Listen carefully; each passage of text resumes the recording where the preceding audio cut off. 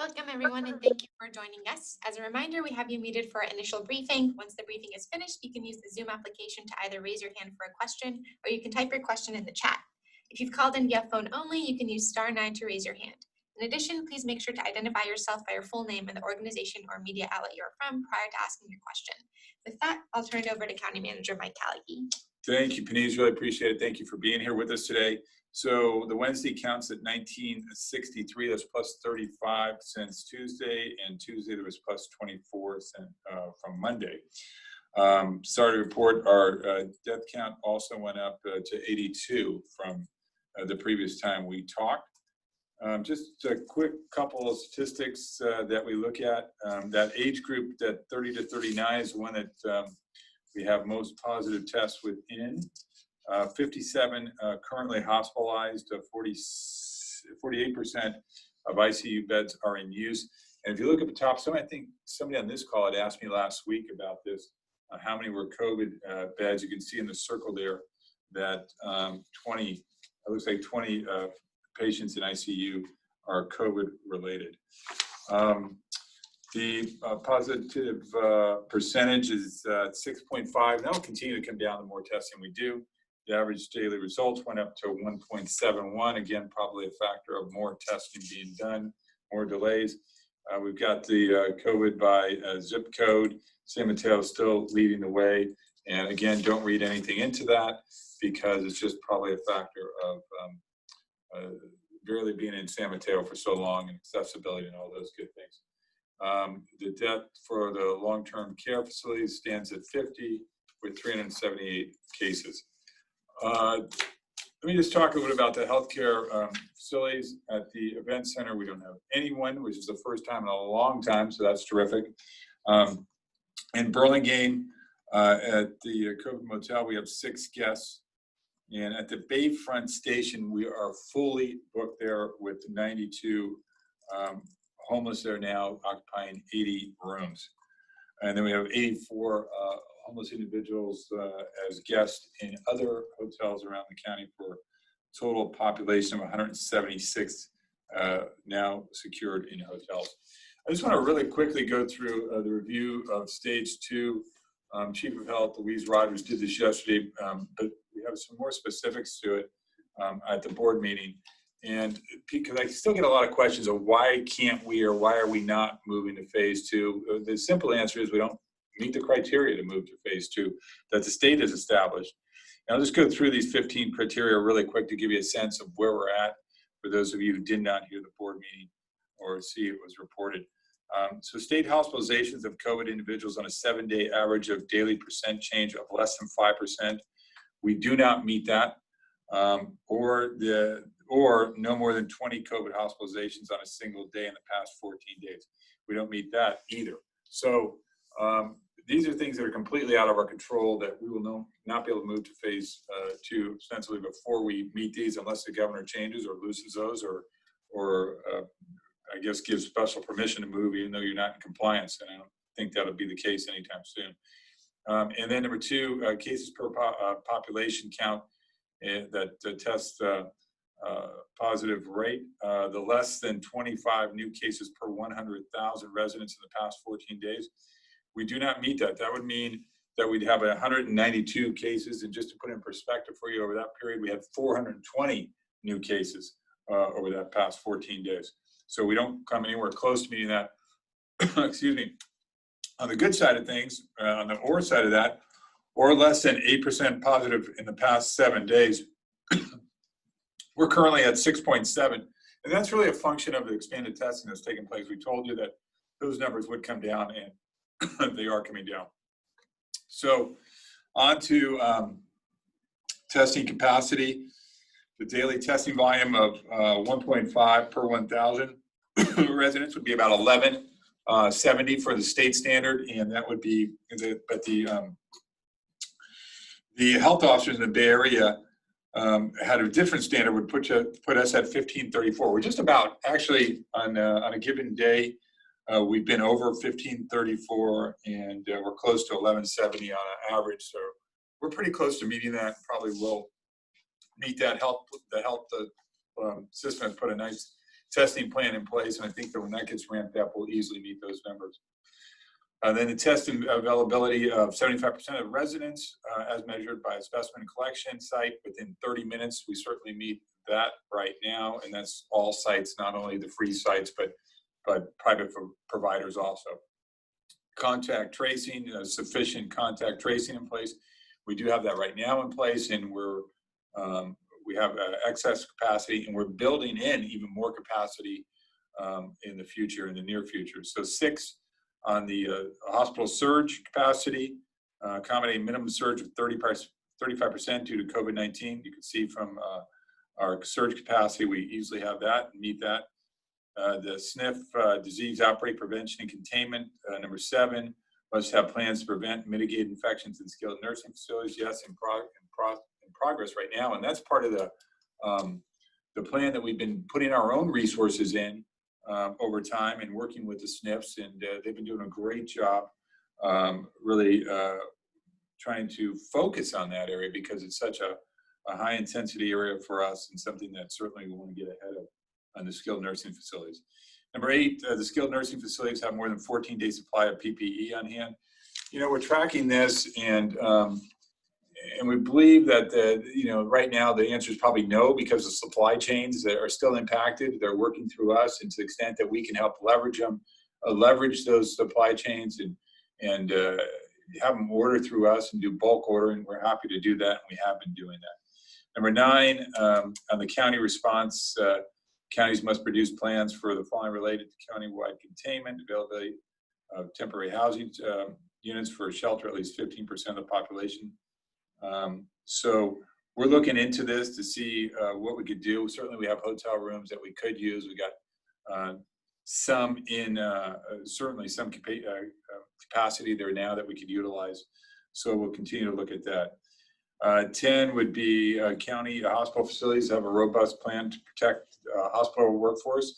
Got a lot of PPE in. The one thing that we're really lacking still, and this is a countrywide phenomenon, the N95s, the medical grade masks that are out there. So we probably have enough for 14 days, but not again of all things, and not a 30-day as expected by the state. Guidance for employees in essential critical infrastructure workplace on how to structure physical environment. Yes, we meet that criteria. Number 12, availability of supplies for essential workers. Yes, we meet that criteria. 13, each county must provide details on the plans to move further into stage 2. We can do that and have the capability of doing that. 14, county metrics that would serve as triggers for either slowing the pace through stage 2. We can certainly do that, put that in place. And 15, the county must provide details on the plan to move through opening sectors and spaces that are part of the state's plan stage 2. And yes, we could do that. So for most of the 15, we can meet. It's just those few criteria that are completely out of our control, certainly hospitalizations and those that contract the disease within the 14-day span, the new cases. Those are something that we can't, but certainly it's up to the folks out there as we loosen society up to be able to maintain the social distancing, maintain the faith coverings, and all those things are going to help us achieve these. I mean, we're still, have a lot of cases coming in, and I don't think by any stretch of imagination people should feel comfortable with being out in public and not adhering to all the things that we have asked to adhere to. Okay, so let's see, just a little bit about Veerly testing. We had success in East Palo Alto last week with 240 on Friday and 357 on Saturday. We're going to try something new this coming weekend in Pescadero, where we're going to do our own testing through the health system here with the help of Puente. We're going to do a walk-up through registration through Puente, where it's going to be a paper type of registration, and then we'll come in the next day, Friday and Saturday, and we're going to conduct about 100 tests out there. This is just a beta test to see how it goes, doing it on our own, to see if it's something that we can scale and deal with, to kind of work out the bugs and see where and how we could do this later on. We did get denied for additional capacity from the state for Verily to open up different sites. We're still working on that, and I don't know, Sarija, if you want to say anything about that. Yeah, we were disappointed that we didn't have a second team able to be mobilized through the state's resources. And so we're thinking internally about what would be required and also continuing to advocate with the state. Yeah, so, obviously the first time around, we didn't get Optum expansion into San Mateo County, and we did not get Verily expansion into San Mateo County. So that is very disappointing. Though we still have 500 folks out at the event center today signed up for testing and 420 tomorrow. So we're going to try to continue to increase the utilization of those sites to get more tests done to the extent that we can, while we're still doing all the other testing in the congregate care facilities and certainly those done by private providers. Unemployment rate, we just noticed well, we didn't notice, I had asked for what the latest on the unemployment rate is, and we have that information for April. It's 11.4%. So obviously that's probably a month-old information. You can expect that to grow, considering we had one of the lowest, if not the lowest, unemployment rate in the country prior to COVID-19. This is a significant jump for us, and I'm sure it's much higher than the 11.4% that was last reported. So with that, we'll get to your questions here. We certainly have help and David on the line to help with some of these questions. First question, there was a theory that we would see more cases as testing increased. Has that borne out to be true? Well, we have seen more cases, but we've been pretty steady all along. I mean, we've had 30, I don't know if you know the average offhand, but we've had a pretty steady stream of cases. Yeah, our dashboard actually shows the new cases per day. For any of you who have the stamina to go through and look at each chart, but that second chart shows a higher level of new cases as we've augmented testing. So this is what we expected. And you'll see some higher numbers in the last week or two, reflecting the higher testing by Verily, the higher testing that's going on as healthcare providers remobilize some of their services. Right, and just remember, this is the best case scenario too, right? We're still under SIP, and we're still seeing a lot of cases, and we're pleased to be collecting more tests because it gives us more information, more data about the actual infection rate. So from that standpoint, we're happy to get that information in so it can be analyzed. But again, that's why I just got to stress that this disease is still out there, it's still active, and everyone should take precautions. And again, think about every fact that everyone they're talking to potentially has it. Is there anything to read into the recent uptick we just went through that really has to do with the fact that we are having more cases? And we want to see, we have opened up, and Dr. Morrow wants to see, from the expansion of opening some of these businesses and other things, what impact that has. And that's why we've taken this very gradual, and we've talked about hitting milestones, and that's why these other milestones are in place. It gives us time to analyze where we're at. We know that more people are going to get sick as more things open. More people will probably die as this disease progresses. But hopefully we can avoid that. And a lot of that's in our hands on how people interact with one another, how seriously they take this. And we also know that people are really clamoring to get back to their life the way it was before, but this by no stretch of the imagination is over. We have seen that positivity rate trend down as more testing has become available. So if you look at that third dashboard that has the lab data, it's 6.5%. As Mike mentioned, we're below that 8% benchmark. Yeah, and we expect that to continue to drop as more cases come in. Let's see, the next one. There was lots of clamoring for zip code data. And is the public looking for anything more that the county is looking into? The public's always looking for more data, specific to their cities, how many people are being tested in the cities, how many people are positive indices, and we have that, they think they'd like to see it, information broken down more on ethnicity and really try to understand what that means. So, I mean, I think, health is stretched thin. They're looking at things that are meaningful, that are going to help them and inform the community.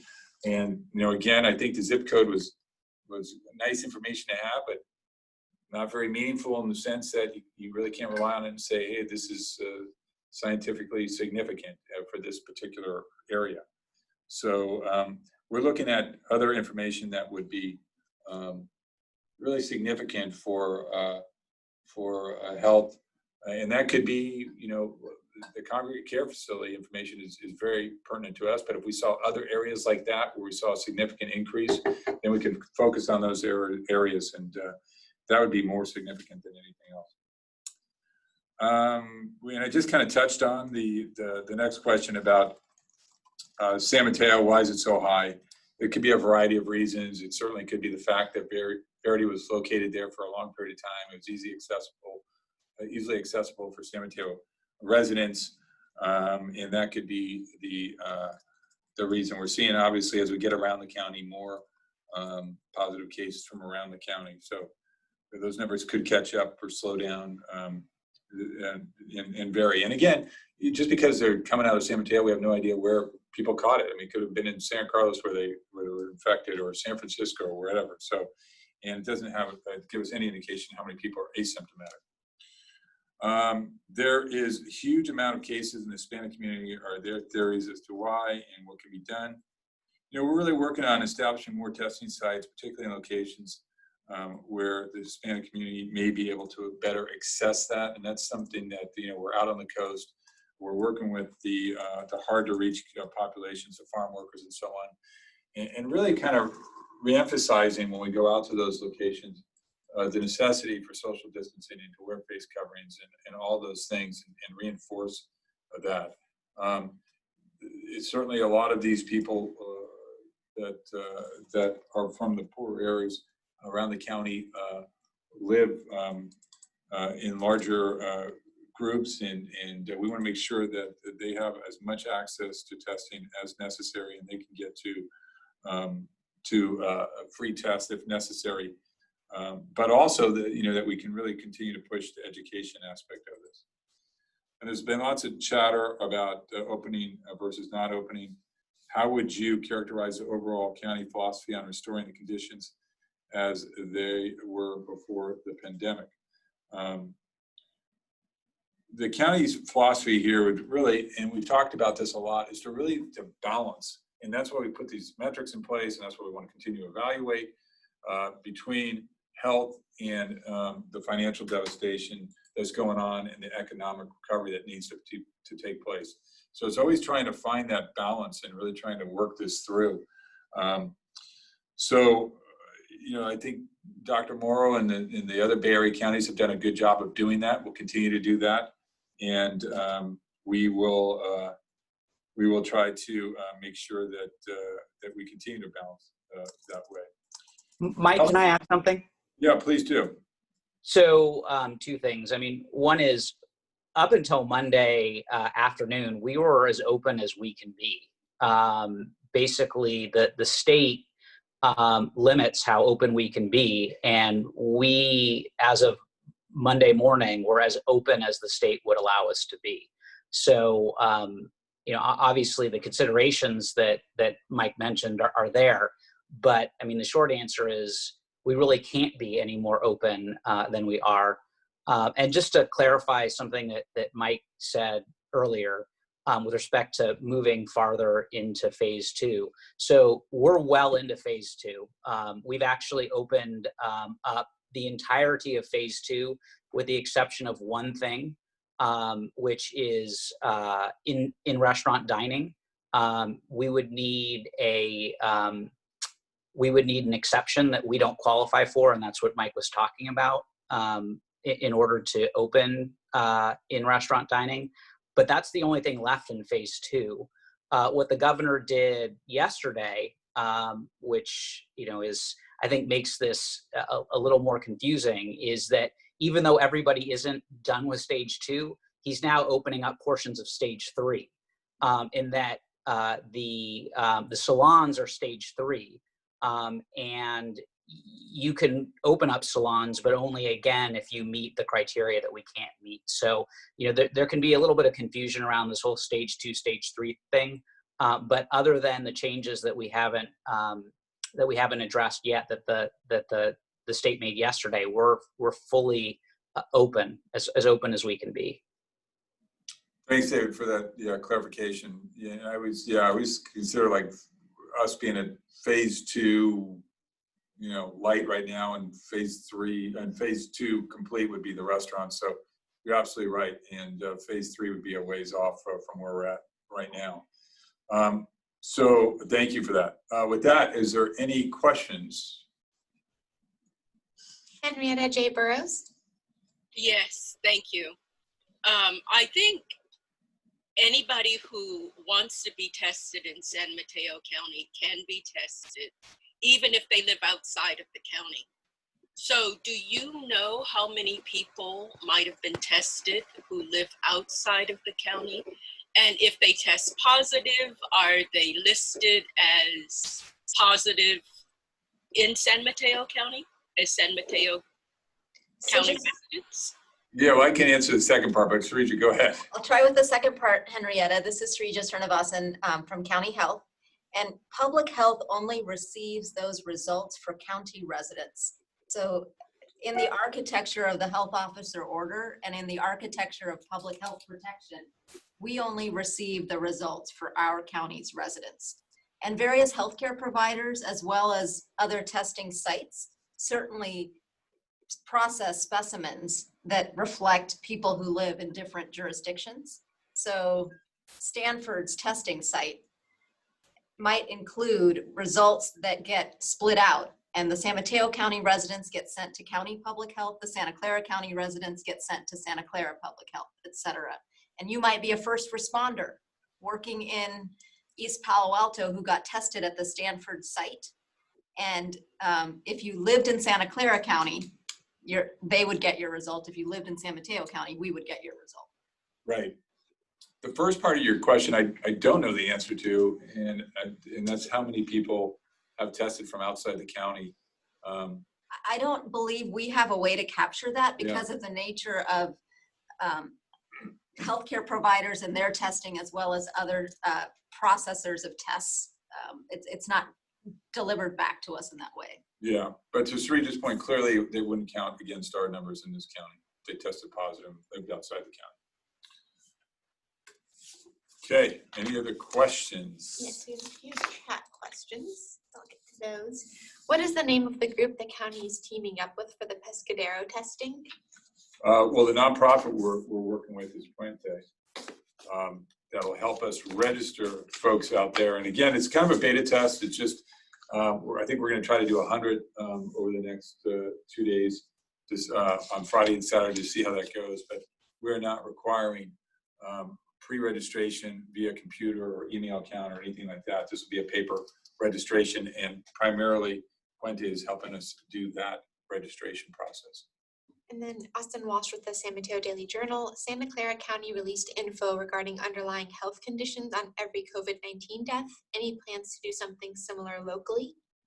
So, hi, Austin. This is Srija from County Health, and Mike's looking at me, so I think I can respond to the question. Yeah, absolutely. I have no idea. I believe that it was the coroner's office who had conducted the study of all deaths, and there have been different capacity and different approaches on looking back at deaths. So I am not aware this morning of the county being in a position to be able to do something similar, but we can learn more. Well, yeah, and I just spoke to the coroner this morning, and that certainly was not part of their objective on these. And then a second question from Austin. What is the status of planning to reopen schools?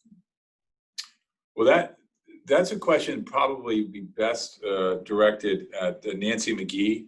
I know certainly that Dr. Morrow has worked with the superintendent and the districts on that. So I would refer you. I don't certainly want to speak for the school district. I would refer you to Nancy McGee on that. And those are all of the chat questions. Great. Thank you very much. Everyone have a great afternoon, and we'll see you back Friday.